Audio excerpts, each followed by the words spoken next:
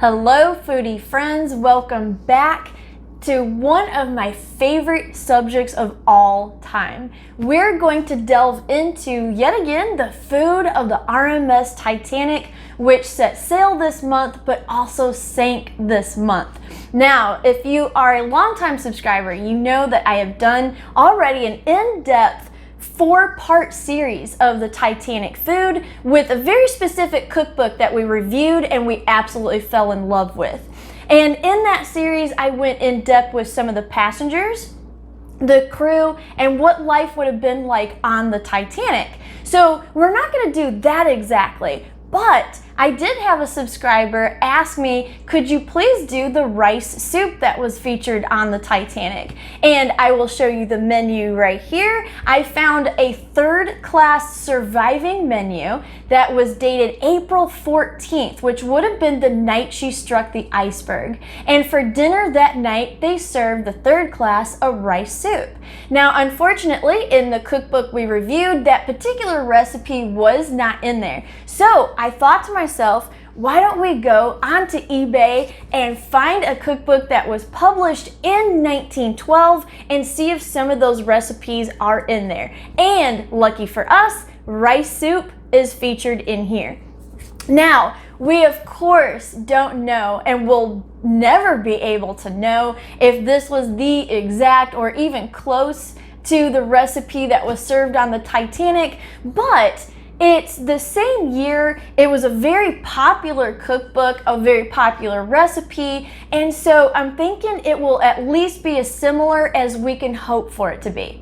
So we're gonna go ahead and get that together. I've got my ingredients ready. I will go ahead and turn the camera around so I can show you a little bit about this really cool cookbook that I picked up for really just a few dollars on eBay, which was lucky for me. So let's go ahead and get started and see how this soup tastes. All right, here we have our 1912 Lowney's cookbook.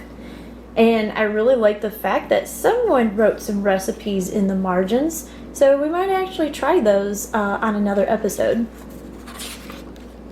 And here you can see the all-important date, 1912.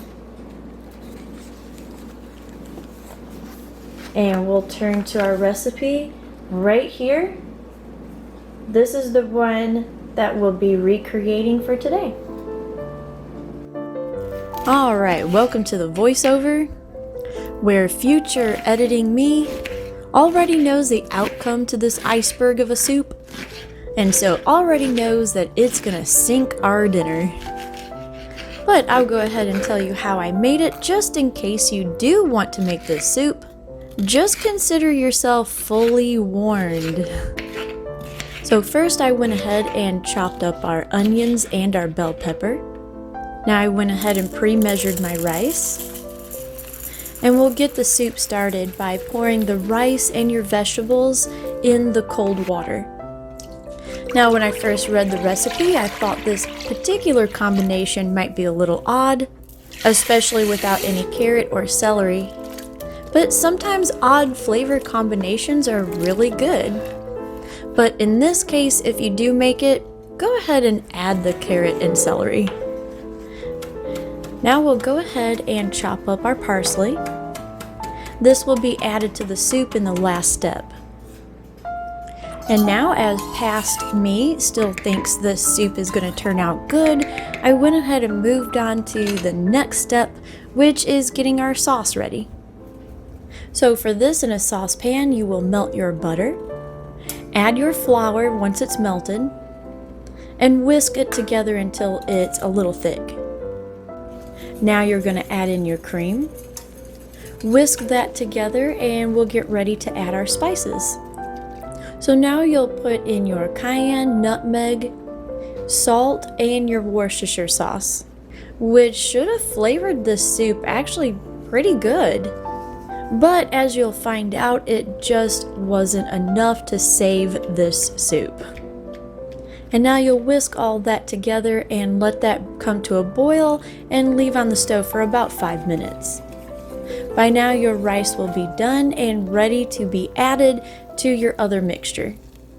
Now the cookbook does say to mash the rice and onions and bell pepper through a sieve, but I actually found that really hard to do, and it ended up looking like it was going to waste quite a bit of it. So I actually decided to go ahead and modernize it just a little bit and use my immersion blender instead. And now you're going to add your parsley, give it a stir, and you'll be ready to serve. And now, future editing me is going to jump in a lifeboat and row away from this disaster, and I will turn you back over to past me as we discuss what could have possibly went wrong and why this historical recipe just needs to stay in the past. Okay, so I'm just gonna be honest, I don't have high hopes for this soup. Just because I'm not a fan of pureed soups at all. No, I'm not either. I know they were the rage in the Titanic era. Yeah, early 1900s, even through the 50s, really. Yeah, but I mean, I can kind of see where they like dipped out of. Yeah, they're not popularity. As popular, yeah.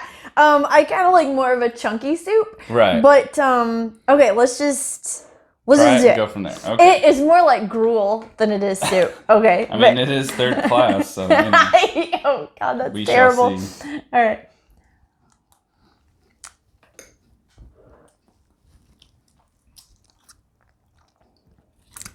Oh my God. Okay. It's worse than I ever thought. I think it's because, oh my God. Okay, I think the bell pepper's too strong. Really? Yeah, I definitely think the bell pepper overpowers everything. I can taste it, yeah. The texture is not good. In fact, I wish I had a palate cleanser, actually, because it's kind of hard to talk right now. It's like so bad. Okay. It's not great. It's not good. Okay, I will say this. While we were trying to figure out what the recipe meant, because we don't cook like this much anymore, so there was some stuff we had to look up and try to figure what do they mean by sieving it, and what do we keep, what do we get rid of, that kind of thing. So we were looking some of that up, and in some of the other recipes we found online, instead of the water that this recipe called for, it called for chicken broth. Yeah. I can definitely see how the chicken broth would have made a big difference in this recipe. Like, it would have given it a way better flavor. No. I don't think it's anything we did, because we went strictly by the... Yeah. And it's weird because it's got your cayenne and it's got salt and it's got Worcestershire sauce. And you don't taste any of that hardly. You don't taste it. You just taste gruel and bell pepper.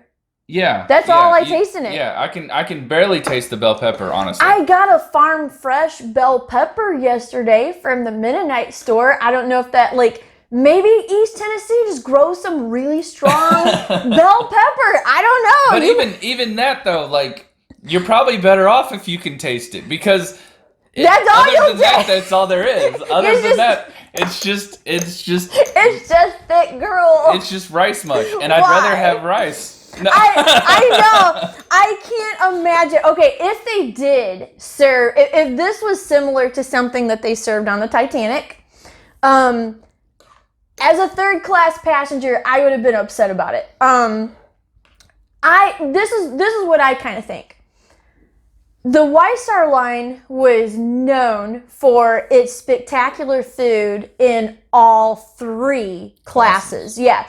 And the reason for that is because they really wanted to give third class something to talk about to their family back home once they reached the New World. And so White Star Line, if you're sitting there writing, I had the best food of my life on White Star Line, and you mailed that to your family in Ireland or, Scandinavian countries, wherever you had immigrated from, you're going to read that and you're going to be like, well, the ticket prices are the same across all the liners, but I'm going to go with the one that's got the, great food. Right. Because they're going to feed me, they're going to give me fresh towels and fresh water, which I know that sounds crazy, but that was actually A luxury. That was a luxury yeah. in third class. There's a reason they called it steerage, you know, Yeah. before that. White Star Line really came out of the gate and was like, no, we're going to treat these people good because there are literal money makers. Yeah. They're not making money on first class.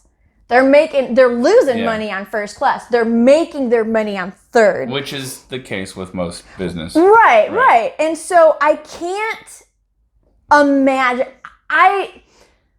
I think that this was an unfortunate choice of rice soup recipes with this particular cookbook.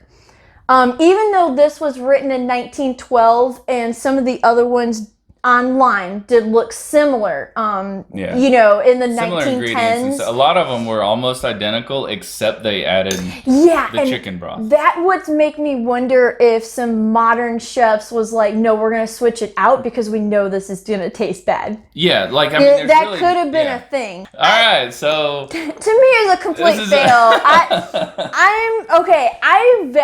I'm just going to... Spill the salt. This is like so disappointing. Be the salty chef on this one. I am salty. And this ain't salty enough. So like I need some salt. I'm not even going to rate this a star. Dang. Yeah, that's how I'm not okay. I shouldn't say angry. You're angry. I'm angry. I because you put so much work into something and you want it to taste good. Yeah. And I mean, especially something that is this iconic. I think, you know what I mean? Like, you want Titanic to be so good. You have an idea that, like, no matter what you can do from Titanic is going to be amazing. Great. Yeah, and you think, but now on the flip side of that, you know, sometimes historical experiments go wrong. Yeah, and I mean, there's a reason we don't do it like that anymore. There's a reason why this cookbook isn't published anymore. Probably. I'm guessing. Just because of the rice soup. One recipe. Just rice soup. Throw the whole thing out. I'm gonna try some more out of this. Now we're gonna try some more out of this for our tea time. So we're gonna give it another chance.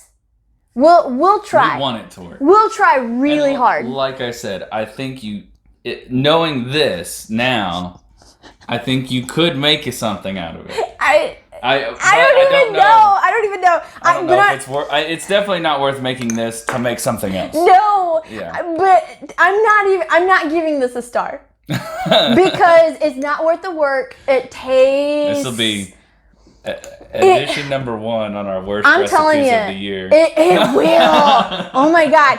Probably, yeah. If this was what was served their last night, I'm actually wondering if it'll work as a good glue. It might be. We can make paper mache with it. I don't know. We'll make some sculpture. But I'm not. So okay, no stars. Okay, not for me. Are you gonna give it a star? I didn't work on it. Come on, join the salty ship. I didn't work on it. So for me, I don't have the invested time really in it. Yeah. So it's not as much, and the Titanic isn't as much of a Titanic's so important thing to me. For me. So I don't have that investment in it. Right. That being said, judging it on its own, it's not good. No. It probably is one of the worst recipes we've ever done on this channel. It is. It's the single worst recipe, and I hate that so much because it's Titanic. Yeah. Well, I should say Titanic era. But I would say it's mostly not good just because it doesn't have any flavor. It's not that it tastes bad. It's not something that I would now to me it tastes bad. It's not going to make me like gag when I put it in my mouth. It sort of made me gag. It doesn't do that to me. But I would give it a star. Oh, okay. And that's saying just because a star for historical experimentation. Yeah, we learned a good way not to make rice soup, but I don't like it. No, I don't either. No matter what. No, I wouldn't feed this to anybody. Don't make it. No. Just don't go there. If you really want to try. No. Do the chicken broth. Oh yeah, do the chicken broth. If you really want to try it. If you really want to, but even then I don't know if it's worth it. Right. I'm not gonna judge this cookbook yet. Well, can't win them all. No, we did not win this one. Next week, we'll come out with something different. Yeah. Another Titanic era. Move on. Yeah, we're going to push past this soup and just pretend it never happened. So we'll just put these over there somewhere. And thank you for watching this. I mean, I hope you enjoyed it at the very least. I mean, you learned like what not to do on a Titanic dinner. And maybe possibly learned that this cookbook isn't worth a pickup. I don't know. We'll see. We got a few more to go through. Yeah. So we've got one more Titanic dinner that we're going to try next week. And then we're going to move on to her sister ship. So that should be really fascinating. So stay tuned for that. Glad you watched this one. And thanks for stopping by. We'll see you later. If you like this video, make sure to hit the like button and hit the subscribe button for future videos. In the meantime, here are 2 videos you may enjoy. Thanks for watching.